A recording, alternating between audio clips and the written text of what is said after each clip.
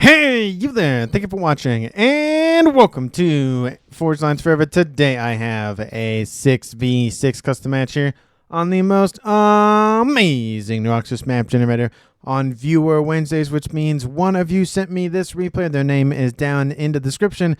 I will give a hint of their name. One of them is in this game. So for those of you who want to have an unbiased maybe opinion of the match, don't look at the description right now. Take a look at it later on. We'll take a look at Team 1's players in the Northwest first, and then we'll introduce Team 2 in the Southeast. Starting off with Team 2's Rigorder slot player we have in orange. Color orange. It is playing 33. He's playing as an Aeon for this match as a 1600. Moving on southward, we have in Chevy Crimson, it is Cyborg 16 playing as a UEF as a 1300. In the northeast direction, in lighter red pink, we have the Aeon of Squealer. He is a 1200. And next door, we have the Cybran of Kane. He's playing as a Cybran. He is in Batman Gray as a 2000 rated player. He is the highest rated player on Team 1 and tied for the highest rated player overall. And rounding out the actual, I think, mid-ish line, technically, we have in Rust, it is Mandulis, something like that. He is an Aeon.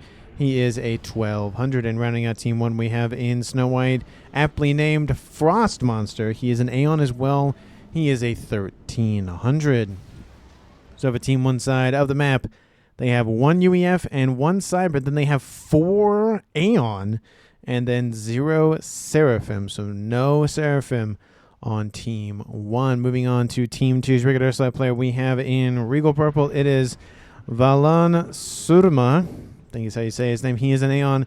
He is a 1700. Moving northward, we have in Stitch Blue, it is Vanderful. He's playing as UEF. He is a 1500.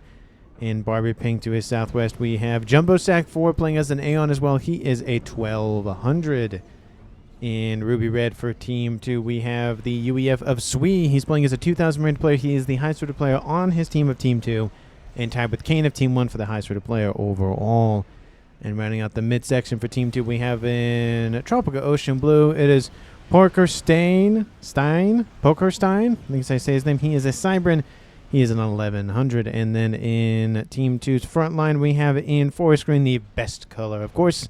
And it's Eli Matola playing as a Cybran as well. He is a 1300. So for Team 2 side of the map, they have 2 UEF, 2 Cybran, and 2 Aeon, with 0 Seraphim, which means for the entirety of this 12-player match, there are no Seraphim players. Apologies to those who love to make grand entrances, but just show up late every time. Hopefully you enjoy the game nonetheless. And for these 12 players on the map, let's take a look at the reclaim situation. Currently sitting at...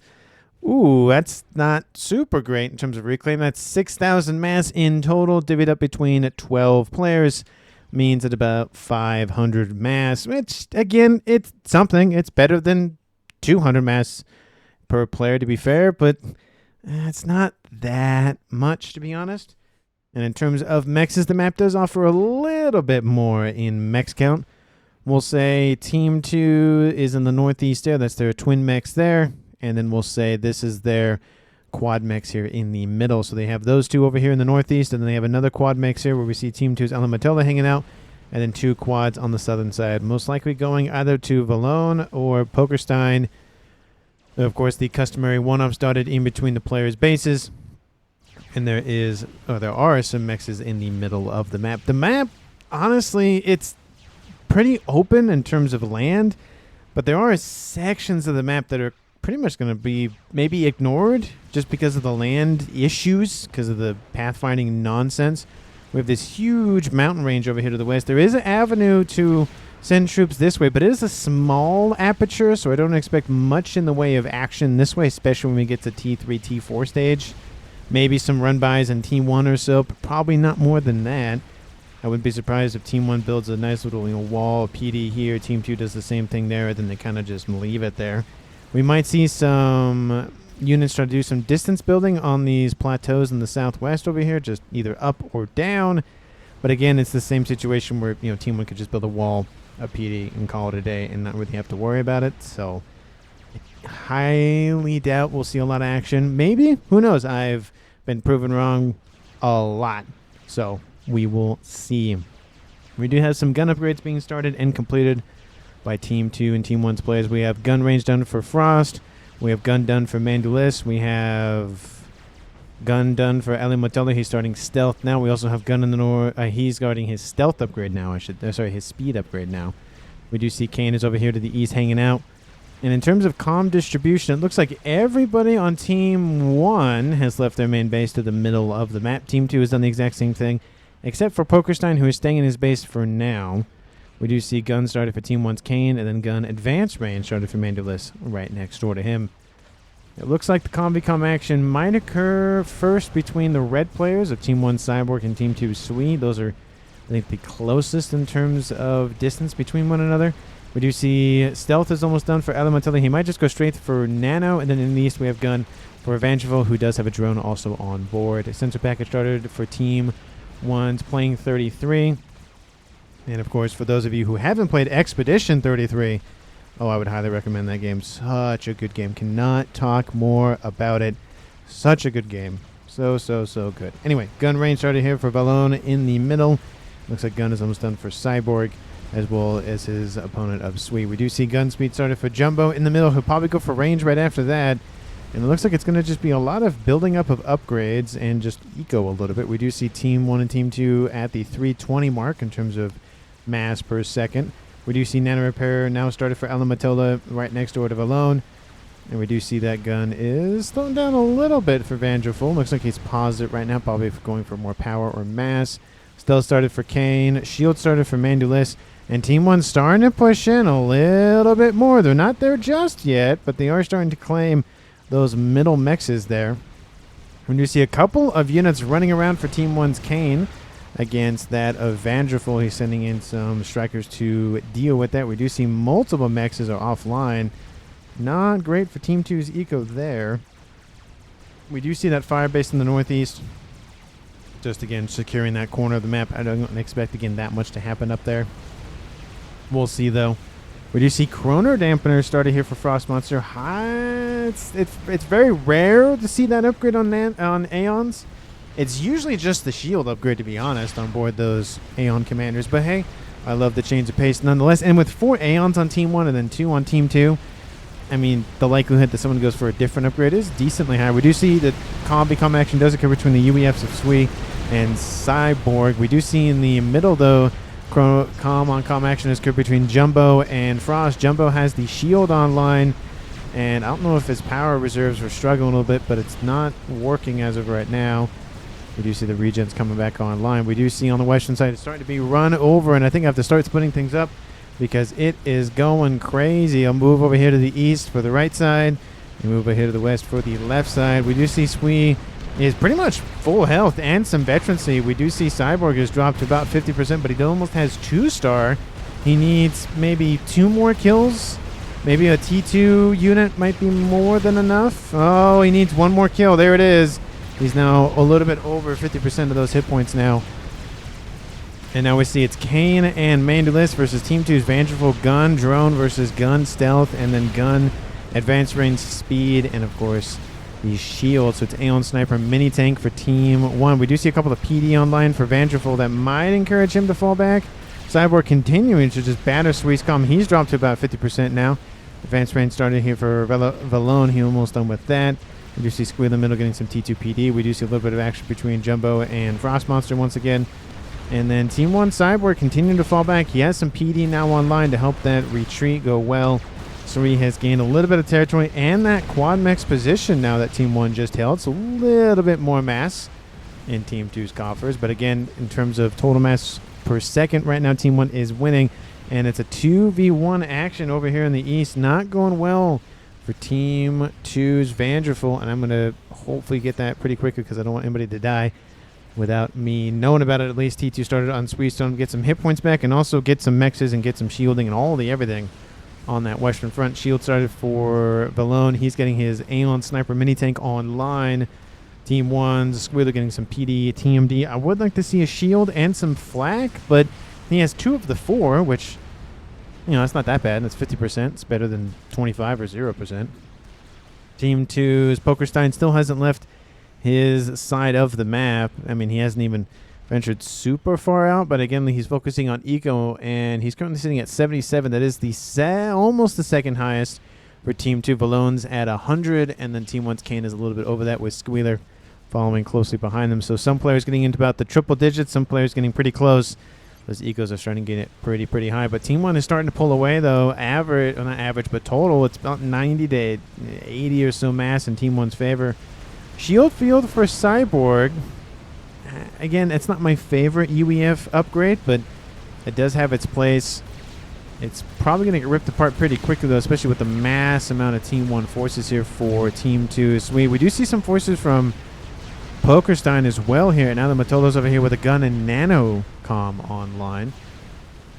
We do see Playing 33 and Frostmonster moving westward. Looks like they're maybe... Where are they going? I don't know where they're going. Are they going home? No, Playing 33 is kind of going home, but I don't know where Frost is going. Anyway, western side, Cyborg continuing to be pushed back. He might have to cancel that shield field upgrade. And Overcharges kills off a couple more of those tanks. We do see Squeeze getting up to close to 3-star vid. Cyborg's almost there as well. We do see Alamatilda, who could push in a little bit more, put a little bit pressure more on Cyborg's commander. So he wants to be careful just in case Team 1 mounts a counterattack and rips his comm apart. So he's being very cautious. We do see Team 2's Vengeful does drop into the, about 33% hit points. Has some T2 PD, needs some shielding. He's trying to keep pushing, which I do admire the aggressiveness, but he might end up getting killed for it. Mongi's going to have a little bit of a run by. It looks like he pushes and kills off the mechs and calls it a day. We do see Cyborg is now up to 3-star vet. He does get those more hit points that he desperately needed, but we have Alamatola's forces just charging in, and Pokerstein's forces as well. Sweem actually subbing out for Alamatola, being in the lead in terms of closer to Team 1. But he's staying back, letting his comm regen a little bit. And then we have these Mantas just evicting Cyborg. We do see Cyborg does have the shield upgrade online. He's back up into the green now. But again, it's still a 2v1 with the Nano favoring Team 2. 74 mass a second versus 28. And Explosion in the east. Vengeful is killed off by Team 1's Kane and Mandulus. And that aggressiveness, I think, did end up killing Vengeful. That means the first kill of the game goes to Team 1. First blood, and drops this game to a 6v5. Maybe a 5v5. Cyborg gets the shield back online. We have Aurora inbound from Frost to assist. I don't know if it's really going to save much here, to be honest. It will slow down a little bit. Team 1 PD trying to be built as quickly as possible. T2, sorry, that's Team 1 PD. It looks like T2 a little bit. It just looked like the icon was a little bit bigger, the model. But Sweet is starting to fall back. But now we see Alamatilda actually getting in behind Cyborg's commander, which means if Cyborg wants to get home, he has to stay within range of Alamatilda's comm even longer. He's dropping to about a little under 50 now. He is up about 25, closing in on 40% of the shielding, so it does regen pretty quickly. It's 60 hit points a second in terms of that shield charge hit point count thing. The blue bar, not the red to yellow to blue, green bar of the hit points. We do see a couple of Obsidians inbound from Squealer. Overcharge almost kills off one of them. It looks like that will be a little bit more veterancy for Elemental, but Cyborg does get out of there, and there's a huge now pressure on the western front. Again, mirrored on the eastern side for Team 1. Team 1 netted a kill from that. Team 2 still looking for that kill. We do see a little bit of some forces from Team 2's Valone over on that southwestern side, starting to poke at that western front. There are some forces just stacked up saying hi, but it doesn't look like those furs are really going to matter too much in terms of that annoyance from Team 2. We do see the T2 land headquarters will be denied. That is unfortunate. Does he have a backup? No, he does not. He's probably building one now out of that facility. But that's going to really hurt his T2 game for sure. And we do see Team 1 Squealer now just getting overrun by Swee's forces. Sweet goes, well, I pushed northwest, and I kind of got shoved back a little bit. Let me just push east. Oh, there's a comm over here. And he is completely surrounded, honestly. Sweeze, again, doesn't have a lot of damage on board that comm. He doesn't have a lot of DPS, even in terms of range. He has a lot of, vision, because he has the sensor package online, and he has some extra hit points. But Team 2's Sweet not really focusing the comm, to be honest. There's a lot of Lobos in here, so indirect weapon systems on board makes it a little bit hard to target units, especially when they're right in front of your face and they're moving. The key thing being moving, but still. Squealer still losing hit points. I feel like he could have easily fallen back at this point. He could have either gone this way or that way or that way. I mean, maybe even kind of that way. But Team 1 loses Squealer to Squeeze. Just overwhelming amount of a Team 1 PD for the team. So it looks like he may have even controlled Cade there. Didn't see the last bit of hit points there. But the kill, of course, does count to Team 2 Sweet, which means now it's a 5v5 tied-up game. Not the player who I thought would die trading off with Vanderful, but it was still a 5v5 game now at this point. 18 minutes on the clock. Oh, and I forgot to mention at the beginning of the game, this is an over an hour game. So get your popcorn, get your drinks, get your beef jerky, get all of those sneakity snacks and drinks and whatnot, because it is going to be a long one. It's probably about an hour 10, but I don't know what the exact timestamp of the video or the time duration is going to be on the video now. I mean, we're only 18 minutes in the replay, so there's a lot of time for a lot of nonsense. We do see a brick and a nice little other unit that was there. Looks like it's dead now. Gunships dealing with that now. T2 gunships, those Spectres, spammed up to deal with that brick. Looks like the brick might... No, it definitely will grab the T2 mechs. It probably will be the last one it grabs, though. Team 2 continuing to just charge forward. I don't see a lot of T2 units online for Team 2 Sweet. I guess he's getting some now on the front line. Couple of P-Gens, couple of Triads. That's a pretty far forward radar system and P-Gen base. A little bit risky there, but he does have Alimatola's assistance, to be fair, to help assist with defense and offense. We do see a actually that's not a transport, that is a gunship running around for Team 1's playing 33. And Alimatola just sitting in the mesh of nonsense of these Team 1 and T2 tanks from Frost Monster, and they're not really focusing anybody. I mean, they're shooting at the shielding here, but I mean, not all of them are there. They're kind of lining up this way, which means not a lot of them can hit anything. So those PD are going to get some nice kills. We do see Squeeze trying to finish off that last T2 PD. We do see that shield coming into assistance a little bit from Cyborg. And now we see Team 1's Frost is now engaging. And Squeeze now spamming up that's still T2 PD. I feel like Team 1 PD, especially if they're going to move in this close, might be more beneficial. There's Blazes mixed in there. We see a lot of Aurora. We see a couple of Obsidians. Alimatola's now at 4-star bet. He is probably going to get 5 from this, to be honest. Lots of fire raining down from these Triads. And they're going to try to crack this position. But Team 1, I think, waited a little bit too long. And now there's a lot of PD here. So good luck kicking them out. At least right now. Maybe later, but right now, not a great plan or move there. We do see Team 1's Mandulus and Kane really taking advantage of that Eastern Front dying down, or being killed off, I should say, and pushing in, killing off more mexes. Again, similar thing on the Western side, but Team 1's having a better go of it. It took them longer to get to where Team 1 is currently now, but after that, they just went full send it and call it a day. A couple of bricks being dealt with, but I mean, Titans probably need to be upgraded to Percy's at this point. We do see more and more Titans. And they are helping a little bit, and there's some T2 PD mixed in. We do see Ballone's comms over here. Looks like he walked or maybe transported his comm over there. A couple of Loyalists are inbound from Team 2's Procastain to assist. And the last remaining brick has been dealt with. We do see more units inbound, though. A couple of Furs and Aurora. Some Obsidian, some of those nice little Asylums. A couple of missile launchers as well. There's really not a lot of damage, bar a couple of Harbingers. So Ballone's comm could just push in and kill everything off, but definitely wants to be careful. He is the rearguard airstrike player after all, and probably doesn't want to lose his life this early. Speaking of which, he's at T3 air. It is 21 minutes. Anybody who's going to go air early already has T3 air. Speaking of air, we also see Frost also has T3 air. And looks like that is it in terms of air for Team 1. So it's 2 for Team 1, 1 for Team 2. We do see a T2 air facility online for Swee. And T2 air online. Oh, that's a lot of T2 air. T2 air for Jumbo. T2 air for Alimatola. So a lot of players getting some snipe attempt capable units online, either gunships or the Corsairs fighter bomber combination, or even just both of them, because why not? Why not have both? That's the spice of life. Just have a bunch of variety.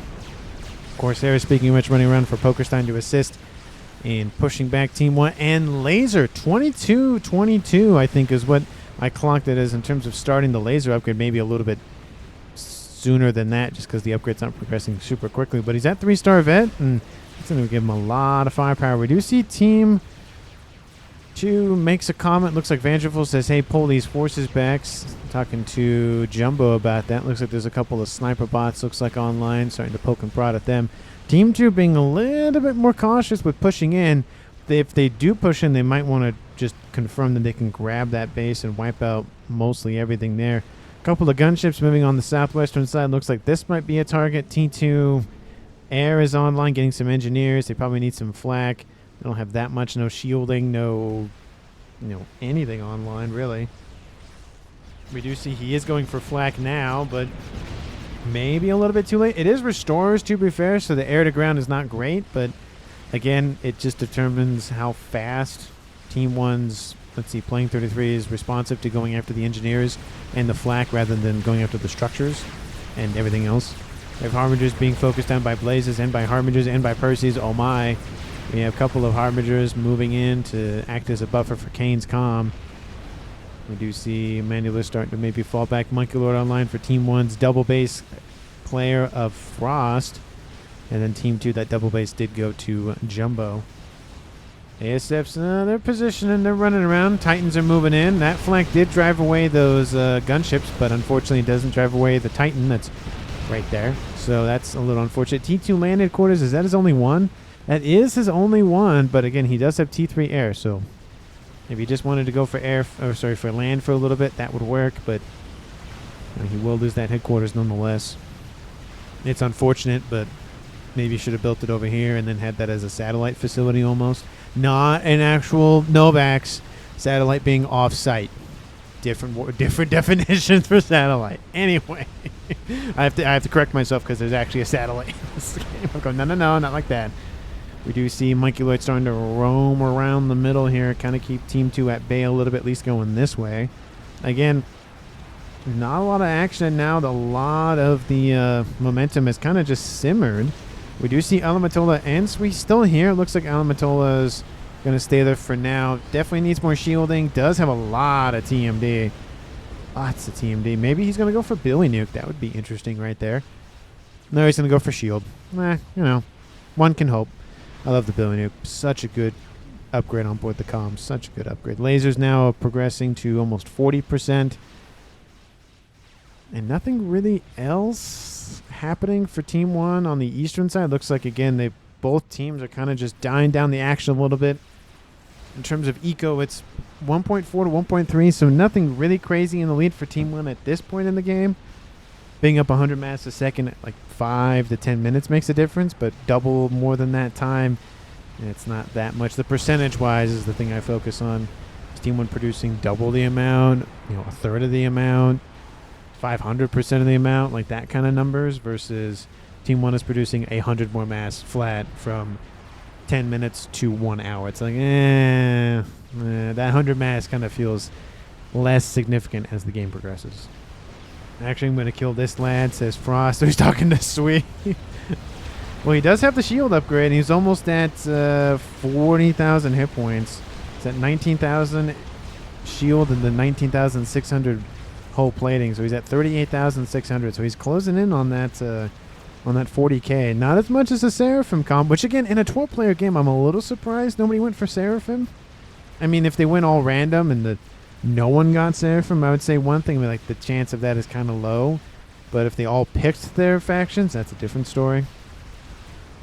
Makes me think maybe they picked them all. I can always pull up the replay after this and check, but that's one thing I guess I never talk about is whether players picked their faction or they picked random and they just got that faction.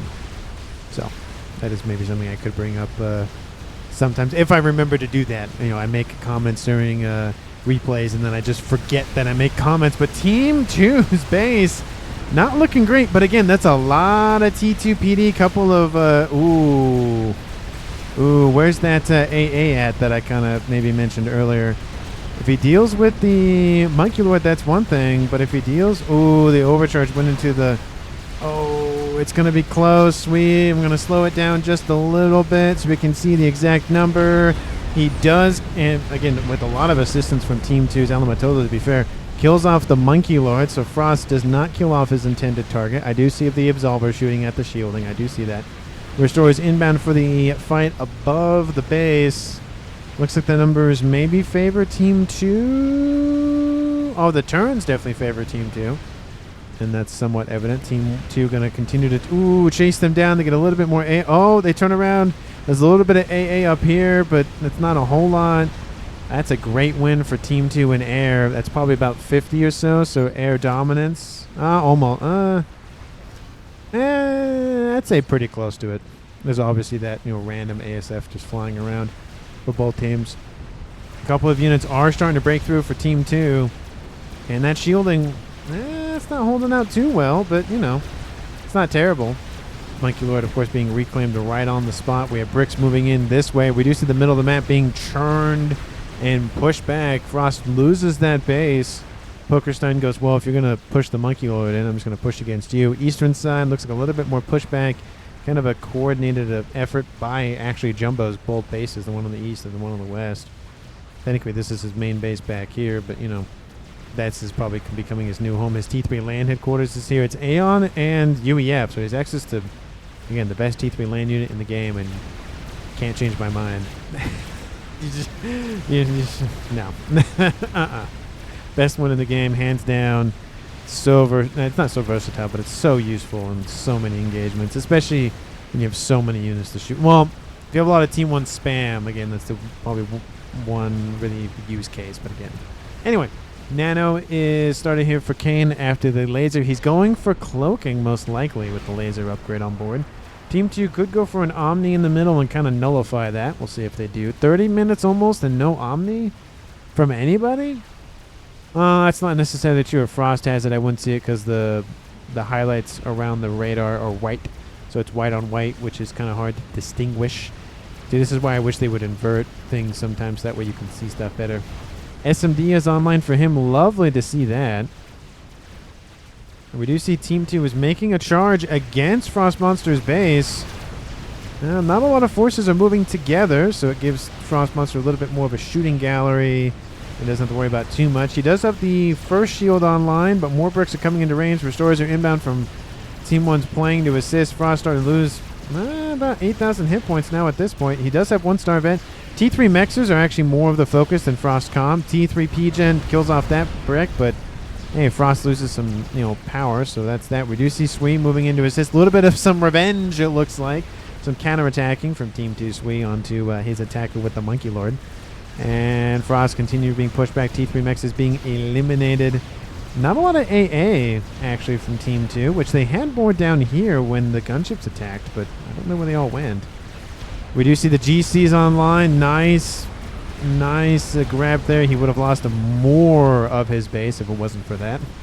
We do have Mandalus over here in the east coming in with the advanced range shield and speed comp. We do have bricks inbound from Kane. Moving into, again, trying to corner the forces from Jumbo Sack. Not super great for Team 2's counterattack, but they are doing some economic damage, though. Team 1's still in the lead, but they are losing some mexes, once in a while, so it is starting to make a little bit of difference. And some air moving in to snipe a bunch of mexes for Team 1's sideboard. That's not looking fun. Cloaking upgrade for Team 1's Kane has been started, so he did finish that laser upgrade. Again, kind of surprised that there's no Omni in the middle of the map at 30 minutes, but maybe he'll change that about. It does look like the gunships have kind of been shooed away for now. They've killed off more of the exterior mexes and doing more of that as we speak, but again, it's one of those things where he's not getting the core mexes, which is obviously what he wants, but he's doing some economic damage, which is better than nothing. Monkey Lord's starting to push up. We do see Team 1's Mandalus. It looks like he's fine. He's being escorted by some Harbingers. Most of the forces from Team 2 now have been dealt with. We do see a FAF point now online for Team 1's Cyborg. We do see Team 2 maybe starting to mount attack on the base. There's some T2 artillery, miasma, T2 PD, shielding. If Team 2 doesn't continue to push in, they're just going to get chewed up by the artillery, so they might as well just push forward and call it a day. We do see some comments made by Vangeful saying push in and assist. Percy's going to start pumping rounds into the defenses here. Harbinger's coming in, helping to wipe out everything else. TMD going down. Looks like the PD probably is going to get focused down. Lots of PD from Team 1's. Kane coming in to assist. Kane again has the laser upgrade. That's going to help out a ton in defense. But Team 2 does notice it. And maybe the shield's going to get hit. Maybe not. Looks like the shield is being focused down now. There it is. The shield is down around the comm. Mikey Lord is inbound from Team 2's Alimatola to assist. And it's getting hit for a lot of damage, to be fair. Team 2's forces actually fall back. And the laser should have the same amount of range. Kane, Kane might get out of there. There's some whalers inbound. Actually, those are T2 Renegades. Never mind. Kane, 7,000 hit points, 12,000 mass killed. He's going to get out of there, I think. More gunships inbound. It's not going to kill him off, though. It drops to about 5,000. ASF's coming in to clean up the skies, but it's too late. The land forces are already eliminated. But the gunships aren't. Team 2's air player of Valone moving in. Kane is dropped into the red, sub 5,000 hit points. And sub 4, sub 3, sub 2, sub 1. And there he goes. Team 2 loses their they lose their highest rated player of Kane from a combined effort of, I'd say, pretty much everybody on Team 2. And we have ASF collide once again. Again, the Restorers have really good AA on board. And they're going to help out a ton and also be targeting stuff on the ground at the same time. You know, AA is being targeted here. We have everything else essentially being routed. Team 1 has lost a player. Lost, a couple of mexes as well. We do see a couple more mexes dead here from some Percies from Team 2. Team 2's now in the lead, 1.9 to 1.7, and it's now a 4-5 game in favor for Team 2 for the first time in the game, because they did take the first loss. And I would assume at this point, per the pattern, I can't talk, Team 1 probably will get the next kill, because it's been 1 kill on Team 2, and then 2 kills on Team 1, and there'll be another kill probably on Team 2, and then maybe even one after that, so it'll be a 4v3. Maybe we'll see how the seesaw goes. Those Restorers are getting knocked out of the sky pretty quickly. ASFs can try and do their best. They're probably going to try to kill that one last T3 mechs off. Maybe trying to get the survivors out. Maybe 1,500 hit points and falling. One gunship remains, but it's not enough. Doesn't grab the Omni. That's a little unfortunate. And looks like maybe 1 or 2 Restorers gets out of there. That T3 mech's definitely glad that the ASF came and said hi. 1 monkey, 2 GCs, and everything else is inbound. We do see Fatboy v Fatboy. T2 artillery not online. And the shielding does favor Team 2, though, because there's more shielding than Team 1 has, at least where the Fatboy is. He surprisingly isn't going this way. And the Fatboy has already lost shielding. Again, needs to go that way. Is Team 2's Fatboy? It is pushing in. And again, that just means that that wreck for Team 1 will be, squarely in Team 1's hands, but at least for now. But it is gone. 34 minutes on the clock. Team 2's at 5 players left. Team 1's at 4. Team 1 and Team 2 at an even 2k mass per team. And map control in favor for Team 2 because they pretty much own the entire middle of the map. Almost. I don't count this because Team 1 with 3 experimentals and they're pushing in. It's a whole thing. In the eastern side, we do see more pushback. APM might start being a factor for Team 2. And Team 1, are you up to anything interesting in the backline at 35 minutes almost? A couple of SMD. Ooh, there it is. There is a nuke online, and second one at that for playing 33. Team 2, you up to anything interesting in the background? No. Lots of air grid. SMD already loaded twice. Artillery started. That's lovely to see. But that's really about it. Team 1 has almost 2 nukes online, not loaded yet, and they're going after the gunships. Not gunships. They're going after the GCs in the middle. Still think it should be GC, but that's my 2 cents on that front. And I know why it was changed from GC to G, but I still like the GC because we just say most players say GC anyways. Or Colossus. I don't think they might say Galactic Colossus, but it's too long. Shorten it. Make it shorter. T2 artillery still not being built for Team 2. Team 1 has a couple of installations online. Shielding's being hit now. It's not going to last much longer, though. That shield emplacement somehow still alive at 50 hit points is pretty interesting to me. he didn't upgrade it to T3 or anything else. Looks like the Whalers have been dealt with. Lots of ASFs running around now for Team 2's Pokerstein and for Valone. So it is air, maybe dominance or supremacy for Team 2, maybe. In terms of air, they have 87 plus an additional 53, so that's 130, we'll say. Team 1 playing 33, you have 35, 40, we'll say.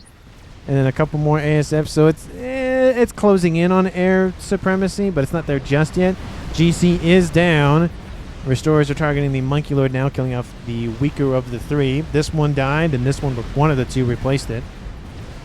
So it's just kind of a trading in of the new for the old. 2 Fat Boys now versus Team 1's 1. That one's almost dead, getting some more Cougars. No Parashields, but more Cougars to assist with defense.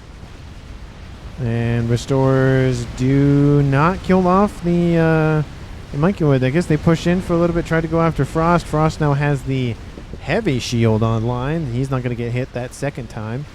We do see gunships over here. They're going to get eaten up a little bit. Looks like GC over here to the east. Team 2 is starting to get a little bit more forces on the eastern side and even further east at that. We have some Percy. Actually, those are Titans and Percys running around. And the Whalers not killed off, which is a little weird. But anyway, Fat Boy still alive. Going after the artillery from Team 1 now. Looks like that's the main target. Not a lot of damage, I might add. Fat Boy has lost its shielding. This one barely even been hit. That Fat Boy not dead yet, which is surprising. Its shield is going to be back online. There it is. It regened enough just to get back online. Another Fat Boy is going to be built soon. We have experimentals being built by Team 1. Another one's there. I don't see the other one that I thought. Sui builds an experimental of his own. We do see that Nuke is almost loaded. That one is half loaded. Team 2, do you have SMD protection? Yep. Nope.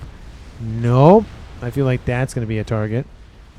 No. Yes. And that one kind of helps a little bit, but not too much. And nothing over there. So there are some targets for Team 1 to go after with the nukes. So it depends where that first, maybe second nuke at the most goes. SMD built way too late.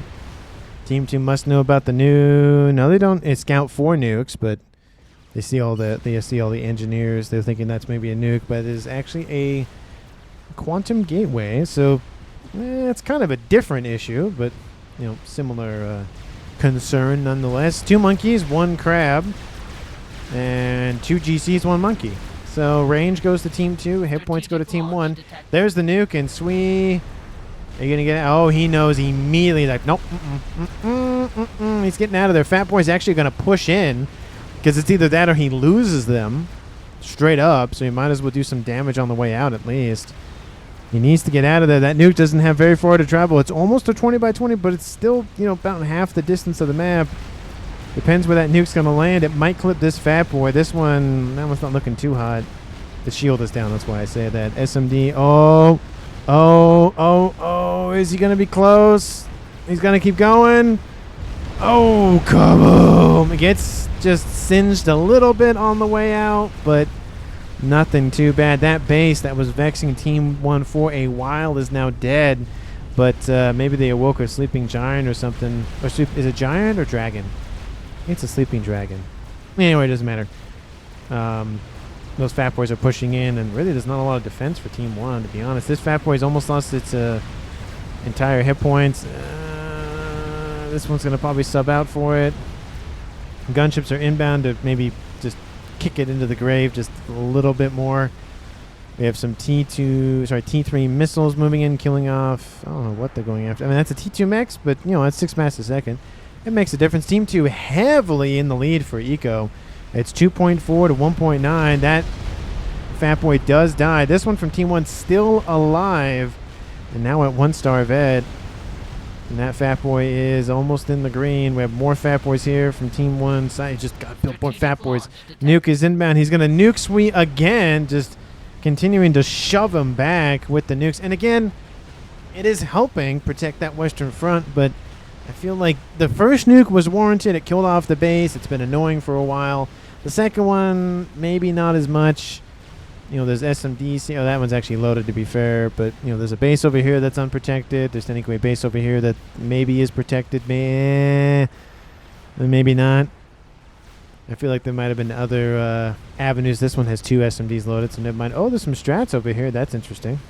And we knew the nuke was going to land. Kaboom. It does wipe out some facilities. There's a lot of T3 land here, but...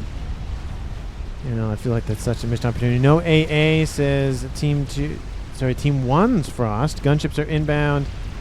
ASFs. Oh, there's some restorers here. Ping is going down saying, hey, and we have those crabs and everything else saying, uh-oh. Team 1 has a crab now. Looks like they upgraded from a Monkey Lord. And that'll give them the range and the hit points. No, it's the same range, I guess, but... collective range and collective hit points kind of thing. Whalers still waiting. Oh, some of them not dead. They went in for a brief pass. We have restorers inbound. There's a lot more AA for Team 1 than there is for Team 2, that's for sure. That crab is almost dead. The Monkey Lord not doing well. Brick's focusing the first of the 2 GCs. First GC is down. Crab is almost down. Second GC... there's a lot of dead stuff here, but Team 1's going to get probably the better end of the deal. The crab is almost dead. Monkey Lord. No, it's going to get killed off too quickly. And GC's now on 2-star vet. Megawit's almost on 2 as well. Yeah, shoving the restorers in there is probably not going to do a whole lot. Rambo's running around for Team 2. It's the nano regen nonsense. And Fat Boy killing off more and more mexes. Team 2, that lead is getting pretty far. 2.6 to 1.9. The first nuke killed off 41,000. Second nuke killed off 16,000. It's going to fire immediately on... Okay, you definitely need to change that target because there's nothing there anymore. You might have just not changed it yet. It's not really close to loading, to be fair, so it's not terrible, but definitely you can just forget about it for a moment. Might fire and just be wasted. But Team 1's Frost is being targeted by strats. Again, he has the shield heavy online, and Team 2, I think, knew that. They tried to snipe him anyways, and again... He has 25,000 plus an additional 14, so that's 39. Let's say 40. Actually, 39 actually makes the math easier because that's 13 strats.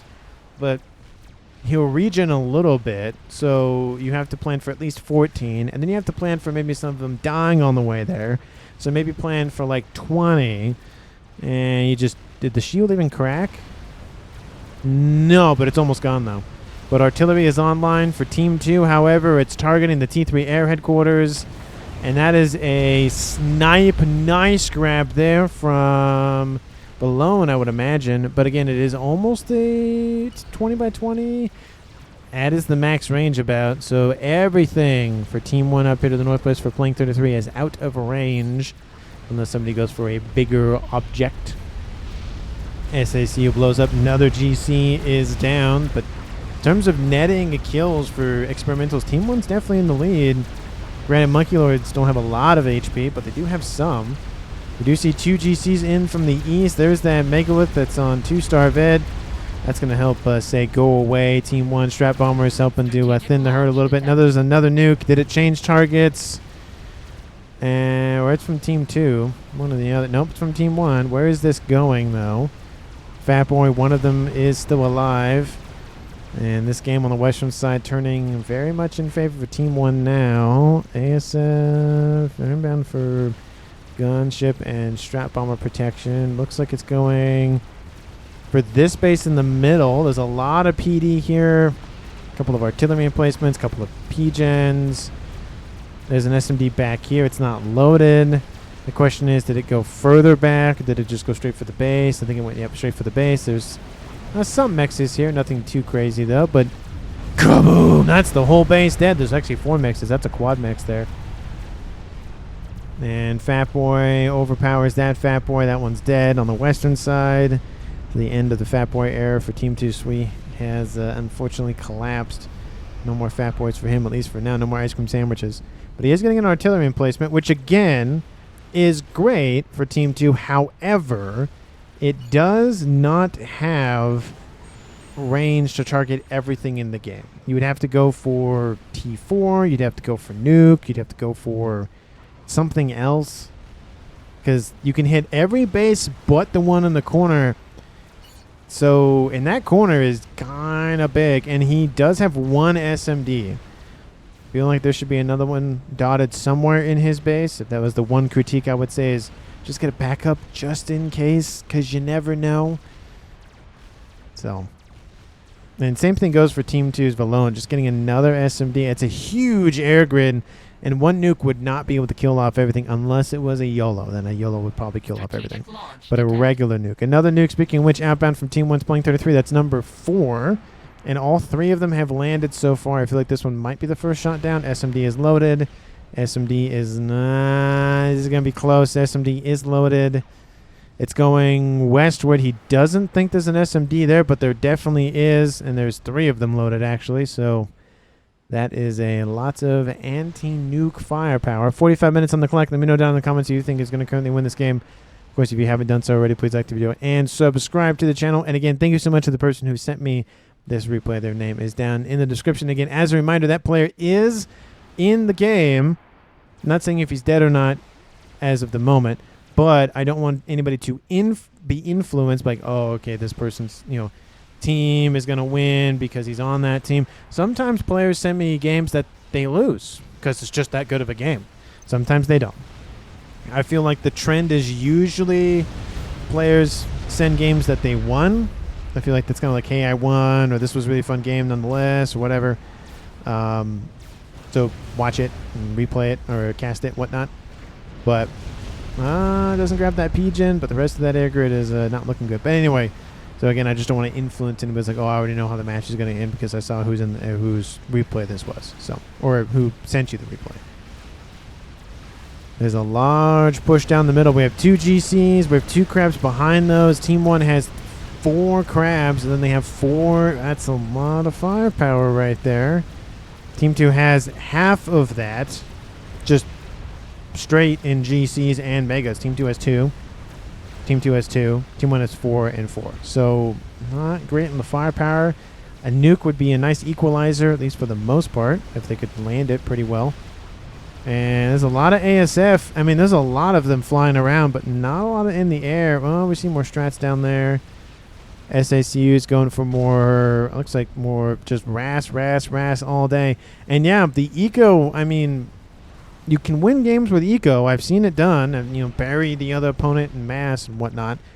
But if the other team knows what to do with all that reclaim, knows what to do with all that mass, they could easily turn it around, go for a big ticket item and call it a day. Big ticket item being a bunch of nukes or super nuke or another experimental game ender or something. Artillery, again, is pretty much on the precipice of, why is there's a salvation there? I was like, why is there salvation there without a Paragon? It can happen without a Paragon, but again, I prefer Paragons because you can build stuff a lot faster with the Paragon. But it is heavily shielded, though, with all the T3s here. Team 2, I think, is... Oh, it's just being the luck of the draw with them shooting at the base here. They don't know it's there. That is the one thing. Team 2 doesn't have a lot of scouting. Even they have so many ASFs, not a lot of scouting. Team 1, they know a lot more. They know where this artillery is. They don't know about the other 2, though, but at least they know essentially everything on Team 2's side of the map. Ping's going down saying, oh, yeah, build this. Okay, there's the Paragon. Never mind. Somebody's doing it. We're seeing it not built by the same person in terms of the Paragon and the Salvation, but hey, the thing is still there. The thing is still there. And artillery now landing. It's not going after the same thing, looks like. One's targeting Frost Monster, one's targeting, I was going to say Playing, but Playing's out of range. Mandulus. Western side's pretty much gone for Team 2. There's now 3 Megas. Team 1 has 4. Looks like somebody lost theirs. Maybe it was Team 1's, but heavy reclaim. Another Megalith. All Team 1, I think, has to do is just kind of wait it out. 48 minutes in climbing. And if Team 2 doesn't know about the Paragon, that could be devastating. In terms of eco, Team 2 is winning for now. Artillery, they're winning. They're at number 3 almost. And more P-Gens, more SMDs. Love to see it. More strats. Oh, there it is. Paragon has been started for Team 2. So it's infinite money versus infinite money for Team 1 and Team 2. Shielding is taking a hit. His Salvation's almost done.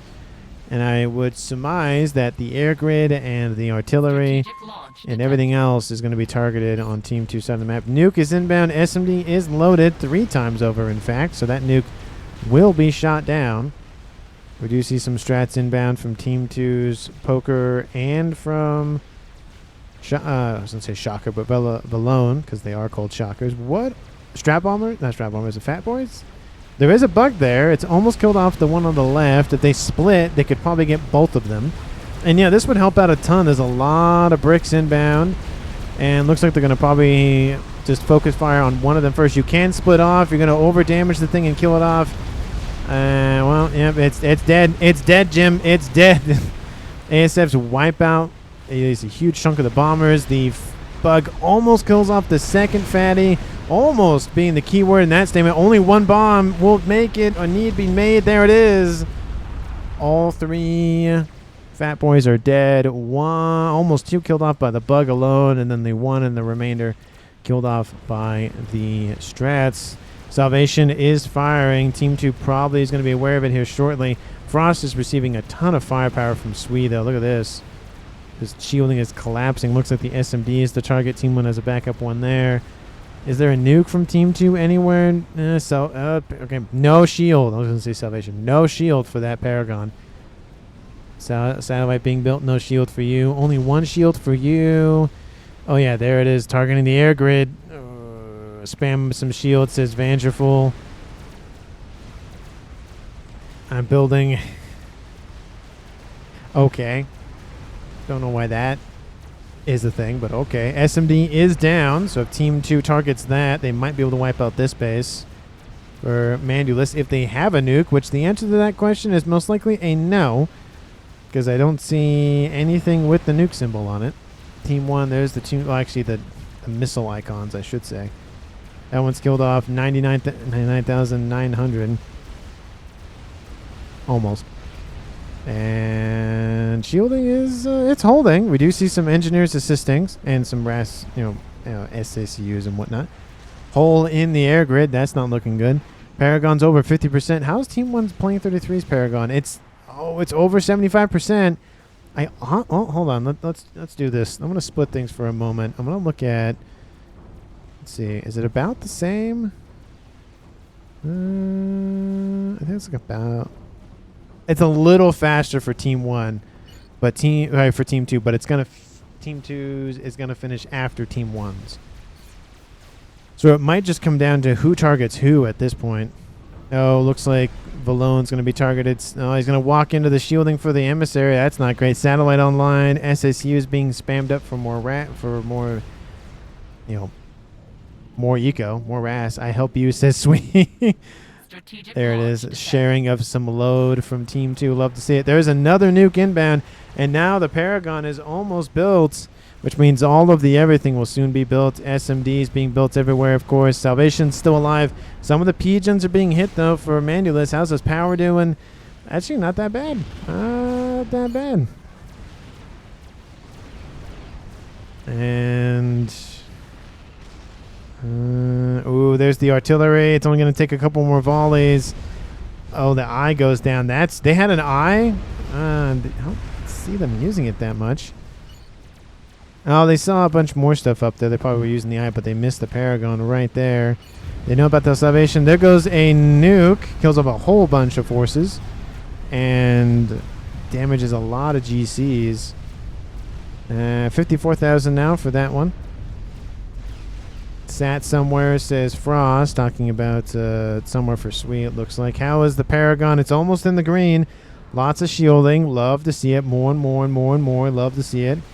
More shielding. Playing 33 needs more shielding. But you're going for T3, and you're just spending mass at this point, because why not?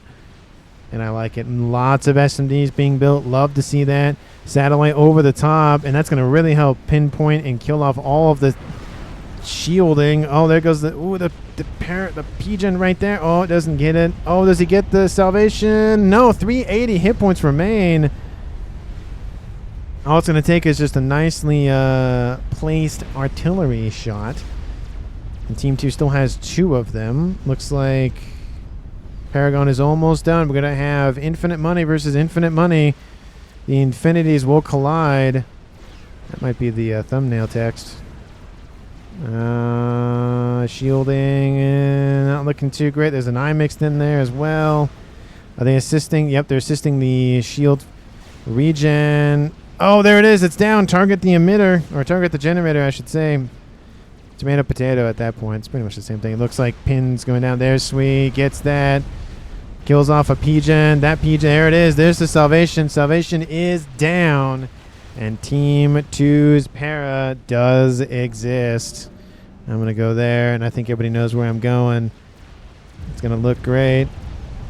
Looking at both the Paragons, lots of all the everything. And again, the first rule of a Paragon, as always, is build more Paragons. Always, always, always. That is always the first move. Oh, that looks pretty cool.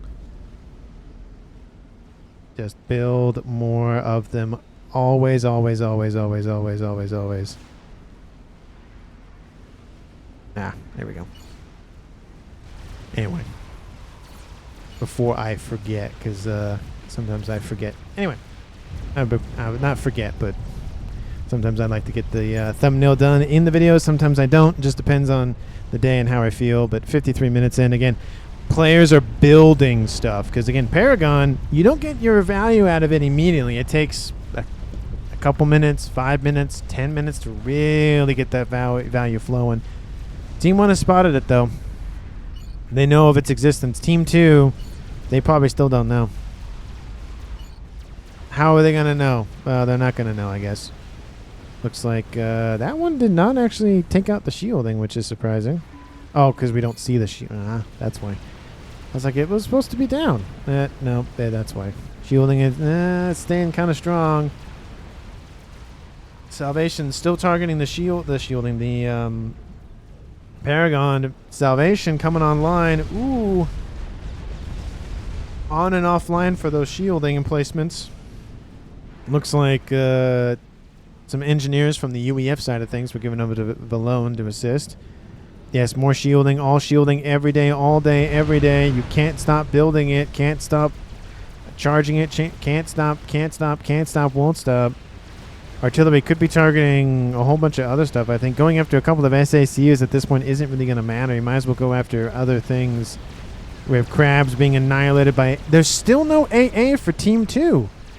I feel like that's such a missed opportunity. They've been hit multiple times by gunships, but just Team 2's just not building AA, even if it's just flak. I mean, yeah, they have a ton of ASFs sitting here, but the player with the ASFs is focused on the Paragon, which, to be fair, is... Why is he putting this... Oh, that's Team 1 satellite. Like, why is Team 2 putting a satellite over their own Paragon? That's why. That's why they're doing that. Team 1's satellite is over here. Getting P-gens. P-gens do not assist. They don't work with the thing. Stop it. No. No adjacency works for the Novaxes. Oh, they did kill off the SACUs. So they did do that eventually. But I feel like there's a whole bunch of other stuff. How's Team 1's power doing? Frost, that's not looking good. Cyborg's not great. Mandulus is not looking great now. He's losing stuff. We do see counter salvation fire from Team 2. It's 2-3 almost. Team 2 has 1. That's it. They just have 1. Candles being built. Shielding being gifted over to Swede to assist with P-gens. Or assist with power, consumption and all whatnot. And looks like they're focusing on this east side. And it's just salvation trading at this point. Team 1 has a donut, and they're going to use the donut to shield the shielding. Hey, there's a good idea. Lots of engineers. Actually, not as much as I would thought. Some of the shots going into the Void Ocean. Satellite over top targeting the Paragon itself. Is there there is a second one being built. A little bit further away. That's definitely far enough away. To be fair, you don't want it too close, so they'll just blow each other up.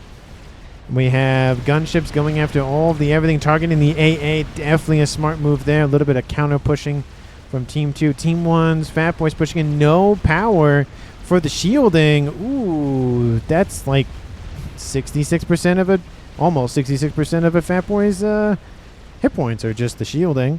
Salvation, only 1 for Team 2 still. Team 1 really spamming up those salvations. They're up to 3 now, almost 4. They're going to out DPS anything Team 2 can fight against at this point, because they have 3 and the shielding is not staying online. Then they have the satellite going after the generators. So when the shields fall offline, they're targeting those. Again, great move there. It's on, off, on, off. Oh, Salvation's exposed. We have a donut online for Team 2's Valone. We have multiple donuts online for him. Brave Restorer is just churning through the front lines. We have another dead Fat Boy. That Soul Ripper's not looking too hot, though. And donut over the top for Team 1. Hopefully that doesn't crash on top of them. That would be unfortunate. Lots of SMDs. And no nukes for Team... Still no nukes for Team 2, which I think is still kind of a missed opportunity, to be honest. Salvation is losing a lot of hit points. It's at almost... Actually, it's almost dead. Use all air to kill it, says Sui. Well, there goes the Salvation. The Paragon is all on its lonesome. No other Salvations being built. Donut, donut, donut, donut, donut, and more donuts. And... looks like maybe targeting counter Salvations, maybe, but it's dead. It doesn't matter. It's dead, Jim. It is dead. And more crabs for Frost. He's getting all of those Cybern units pushing in. There's 1, 2, 3, 4, 5, 6 donuts online. Paragon's still there? No, there's 7. Oh, look at that. Valone's taking hit from Salvations. That's a lot of sprinkling is what's going on, but it's still hitting them nonetheless. Give me Czar, says Sui. He's going to move in. Why me, says Frost. Teleport is waste of time, right, says Poker's Time. Yeah, that's definitely a waste, I think, at this point. Team 1's going to have defenses for it. Actually, maybe not. You have a bank of PD right there. If you could wipe that out, maybe you'd be able to wipe out the Salvations, but that would have to be gone first. And the Restorers are pushing in. Donuts are pushing in as well. They're going to have to... those ASFs are going to have to engage. There's a lot of AA between those donuts and that other donuts and the Paragon. Team 2's Paragon's still alive. Looks like the Salvation's targeting the other artillery. Actually, they were targeting where Valone was, but looks like he moved. We still have donuts. 1, 2, and 3 are gone, but Team 1 has lost all of their ASFs. I don't know if that was worth the price, but the stores are moving in. ASF's not going after the donuts for Team 1. They're eliminating Matt, at least. Looks like Restorers are going in for just whatever they can at this point. 1 donut is down. There's still 1, 2, 4, 5, and then 6, I think, is probably what he'll get. Salvation's, again, still not going after the... They're still targeting Valone's comm, and the artillery is now down for Team 2 in its entirety. And those 2 donuts are down. They do kill off some AA on the ground, though. There's a lot of AA being spammed up by Team 1, however. That donut's dead. Going to crash land right on top of Frost Monster's stuff. A couple of bugs going after Frost Monster. He's dropping hit points. He's not looking good. And he is gone. Team 1 loses Frost. It is now a 5v3 in favor for Team 2 still. Salvation's retask onto, well, probably the biggest threat to Team 1 at this point, which is the counter pair. That's a lot of shielding. Wow. That's a lot. It's warranted and definitely needed because it's going to get churned through very quickly. The Salvation, honestly, probably one of the best. Oh, and it's gone. I literally zoom out for 2 seconds and it blows up. I was like, oh, it's going to take a second to chew through it. Nope, just blows it up immediately. Okay, well, there goes the Paragon for Team 2. That is dead and gone. Team 2 was starting to build a Mavor. And SSC blows up the western side. No shield, no comm, says Frost. No shield. Oh, no shield on comm. It's not true. The shield's definitely on the comm. More SSUs blowing up over there for one of the 2. Lots of spam to the north from Team 2's Jumbo. And, I mean, if Team 2 can get there, it might be enough. They would probably have to kill off the Paragon. They would not probably. They would have to kill off the Paragon. There's a second one about to be done. And then always there's usually maybe a third one lurking about. There's 1, 2, 3, 4, 5, 6, 7 donuts. Looks like they're going to do the edge approach. They're going around this way. This might be the only move Team 2 has left. Valone's still being targeted by those those salvations really hate him. Nuke is inbound from playing 33. Is there no SMD anywhere? Oh, there's one there. It should grab it. And Mavor is going to be ignored for now. And kind of surprised Team 2 wasn't building another Paragon. Again, always build a second Paragon. Just like playing 33. He's building the second one and it's done. And what? That's a lot of ASFs. Nice little star formation there. Western side's getting pushed back now. It's 1 hour on the clock and climbing. And like I said, dual nukes are inbound. I didn't even notice both of them were fired at the same time. There's an SMD there. It's going to catch the first one. The second SMD is going to catch... Actually, that one actually might catch both of them, to be honest. And there goes Team 1 killing off the lone 2 artillery fire. After ages of being shot at, he finally died. I think in Team 1's mind, he's like, finally! Dang! It's always at the last hope. Again, maybe, but there's a lot of AA. It's not really concentrated on the northern edge. There's some, it's a little bit of space for AA. Not a whole lot. Playing 33, how much do you have? You have some here, and then you have a lot more there. It looks like the first are moving in. There's a GC. It looks like they're just going to go for it. There is the 6 donuts. There's the 7th one is still lagging behind. And that one's taking the damage already. It doesn't wipe out any of the AA. That's a little benefit for Team 1. ASFs, they go south. They're going to get intercepted by the ASFs from Team... not all of them get grabbed, though. Looks like they're going to be fine. The first one's going to die before it gets to its target, though. Donuts being built. Let's see... it's killing off the donut. Well, all the missiles are killing off the donut. Wow, that was impressive. There's the first donut is down. 5 remain. There's still this Paragon right here. Second one is... Whoa. Oh, that was weird because they were building them and they were blowing up at the same time as what was going on. SMD probably dead. Oh, the lasers are still going. I can only zoom up so close. There's the Paragon. Oh, it's not going to be fun. That second, the third donut? Third donut is going to die right on top of Mandulis's comm. Oh, yeah, even with the crash damage alone, it'll be enough. There it is. And it blows up the donuts and Mandulis's comm. You maybe could have spread that out maybe a little bit, but they definitely wanted to kill. Again, could have pushed down and grabbed the salvations at least. And that other donut looks like it died on its way in, it looks like. Looks like it was maybe that one. And now it's just the salvations and a Paragon for Team 1's playing 33. There's still 5 salvations online. Another Paragon being built. Again, always build another one. Another salvation being built. And it looks like, honestly, Team 1, they still have it. Even with the nukes, even with the nukes and the Paragon, I think they pretty much have it. We do see Sui. He's not looking too good. Salvation's firing on him. That Scat. Novax has a weird targeting issue. And it looked like that was falling in slow motion. Look at that. Just looks like it's falling in slow motion, but it's not. Sweet. 1,700 hit points and falling. There he goes. He dies off, and now it's a 2v3 in favor for Team 2 still. Eco doesn't matter because Team 1 has a Paragon, Team 2 does not. Unless Team 2 is building something else somewhere. Again, they're building the Mavor, which it got pretty close to the green already, but I don't think it's going to matter. If they had it online sooner, maybe. But with 4 or 5 salvations online and another Paragon on the way, yeah, I just don't think that's going to matter. And it's already shooting at the Mavor. Look at that. He immediately gets into the green. Green for green, I guess. And he has cloaking, actually. And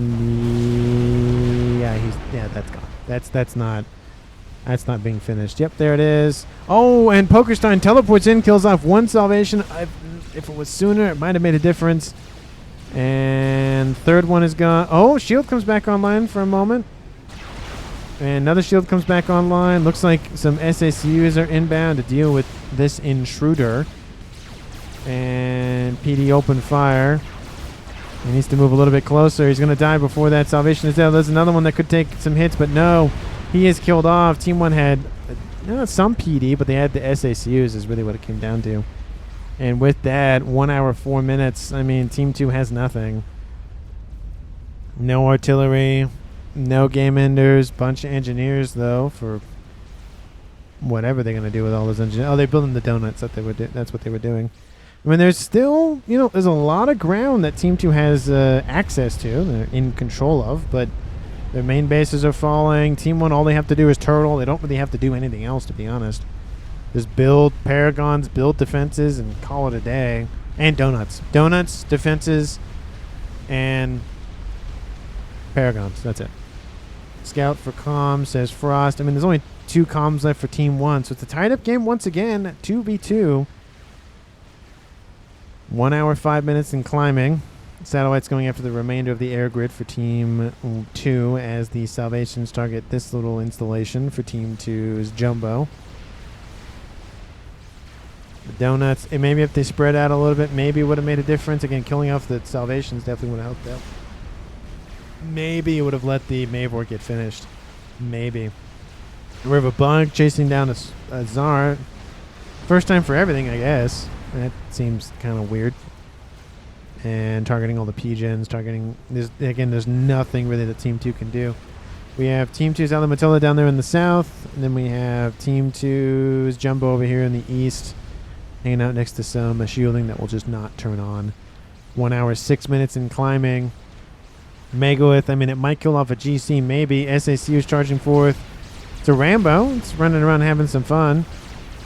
I don't know how much work that's going to get done. Monkey Lord down, Monkey up. There it goes. It's dead anyway. Never mind. This is what Team 1 can see. They don't know where the comms are. Team 2. This is what they saw or see. Still no retreat. Where ACU build scouts. I will ping comms, says Frost. Is that an artillery piece from Team 2? That is an artillery piece for Team 2. Look at that. Hey, a disruptor got built. Look at that. But again, how many paragons? How many salvations? It's really not going to matter. We have 6, 7, and then Team 2 withdraws anyways. They see the donut inbound, it looks like. Team 1 wins the game. 1 hour, 7 minutes, and 53 seconds on the clock. Team 1 wins it, and I will note, if you haven't already looked already, the player who sent me this replay is still alive. And that is Playing 33, the man who built the Paragons, the Salvations, the donuts. Well, some of the donuts. Team 2 actually, I think, built more donuts. I mean, again, I do give him MVP. Oh, look at that. He gave over his other Paragon. Hey, that's nice of him. Yeah, I do think Team 2 should have built more Paragon. They should have started another Paragon. Maybe they would have had another one online. Team 1, they got the Paragon online and went immediately for Salvations. To be fair, they were building a Salvation here-ish. But still, they were building Salvations. And the land was going very well for Team 2. It was back and forth in air. Team 2 kind of having the lead for the most part, but still back and forth. I do think more AA for Team 2 definitely would have helped out on land. But I think Team 1 turtled a little sooner than maybe Team 2 expected. And then it just didn't matter at that point. Again, maybe if the donuts were spread up a little bit, you put one maybe here, you put one maybe here, and you just laser that to death. Even if it was killed off, the crash damage would have killed off the Paragon anyways. So, I mean, you could have spread out the damage a little bit. That was probably... It's unfortunate. I mean, they wanted to kill the Paragon. They killed the Paragon. They did their job. And then this one showed up. So... But again, you still had the Salvations. You don't nullify the Salvations if you kill off the Paragon. But, food for thought. That's all. Anyways, 1 hour, 7 minutes, 53 seconds on the clock. Team 1 wins it. Again, MVP goes to Playing 33, in my opinion. Let me know down in the comments if I'm right, kind of wrong, or all the way in between and whatnot. Thanks so much for watching the very end of the video. And again, if you have a replay that you want to send me, send it to me at strategiclaunchreplays@gmail.com. Thank you so much for watching to the very end of this 1 hour and maybe 10+ minute video. And I will see all of you in the next one.